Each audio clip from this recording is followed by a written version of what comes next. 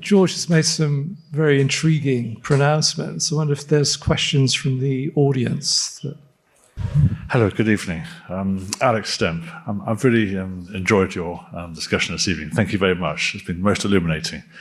You mentioned briefly about Donald Trump, but just very briefly, like halfway through this. But I want to know, because the West is at such sort of crossroads, if the election next year in the US goes to Trump, or if it goes to Biden or any Democrat, how does that affect world affairs from your perspective? Thank you. The biggest uncertainty in the world today is not US-China relations. It is what is happening in the US itself. Yeah. And the fight between the two sides has become increasingly acrimonious. And they no longer see themselves as a college. This is almost an intellectual civil war, an ideological civil war. And in the last 3 years, millions of firearms have been purchased in America. And these firearms are not to be used against China or Russia. They are intended to be used against fellow Americans. The manner in which the politics have become so divided, I think frightens everybody. And all of us, Hungary, Singapore, Europe, China, think about it. It's one of scenarios. Trump returns. What does it mean? Now, he's capricious. He's outrageous. He's a liar. But I was told by a Democratic senator, an old friend of mine, who has crossed swords with Trump before, that there are certain core positions which inside Trump, which has never changed. He said these are the 4 core positions. He's against free immigration. He's against free trade. He's pro-business. And he's against war.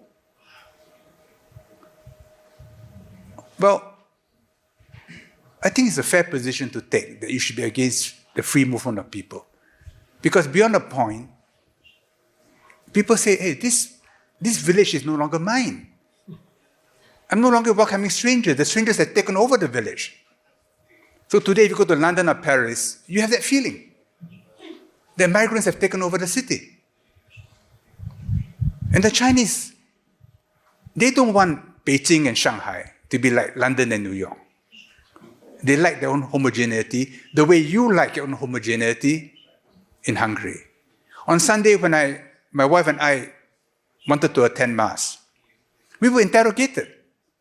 They said, no, it's a long service. You cannot come out. My wife said, look, I'm a Catholic. She showed her crucifix.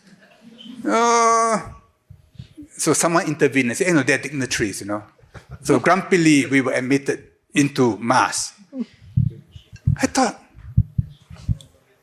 it's a bit much, I've never had that kind of a unwelcome in other churches in the world. But maybe it's part of the Hungarian character that you want to preserve your own identity. But this is a struggle in America. Free trade. Well, beyond a point, free trade will benefit some people, they become very rich, but other people will be thrown out of work. And if you don't have a long view, you will end up destroying capabilities. So in the US today, manufacturing is in decline for a long time. Being pro-business, I think few of us will quarrel with that. Being anti-war, I think all of us should be happy. So I don't see the return of Trump as an unmitigated disaster at all, but it will certainly stir the pot. And all of us are imagining it in order to be prepared for it. Great, thank you. There's a gentleman at the back and one in the row in front. There's been a lot of talk about the Ukrainian war, but none so positive that you mentioned that, according to the gentleman's understanding, you suggested that within the course of a few months, there would be a push for peace negotiations. What makes you believe that? And if you could elaborate on it, he would be grateful. I was just repeating Kissinger. he thinks that by the end of the year, there could be moves towards negotiations. And I was wondering why he chose the end of the year. At the end of the year, what happens on the battlefield will happen. Then in the US, domestic politics will preoccupy both sides. If in the coming months, Ukraine has a great victory, they must know when to stop. Because if they don't stop, Russia will have to move again. And the world will go closer to the brink. If Russia makes progress on the battlefield, I hope they know when to stop also. Because if they don't stop, there'll be a new round of escalation. And we'll also move towards the brink. So on either side, there has to be a certain realism. Emotionally, it's very difficult to accept. But in the end, you may have a Cyprus solution or a North Korean solution, which is only a ceasefire solution, not a peace agreement. I doubt if there'll be a peace agreement for decades to come. Because Europe and America cannot accept Russia winning, and Russia cannot afford to lose. But both sides can agree on a ceasefire.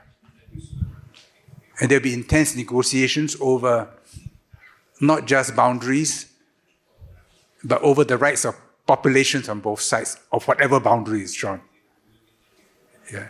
And in that complex situation, and negotiations may take 2-3 years, the way they did in Vietnam or Korea. Yeah. But in the end, you need negotiations. 姐妹们总烦恼脸上细纹、干燥与暗沉，现在起跟我一起放心交给 KS Royal Face 皇家颜值逆时奇迹系列。KS Royal Face 皇家颜值逆时奇迹系列，它添加5种 EGF， 专门防止肌肤老化，强化皮肤修复，增加肌肤弹性水嫩，轻松抚平皱纹，换回青春自信。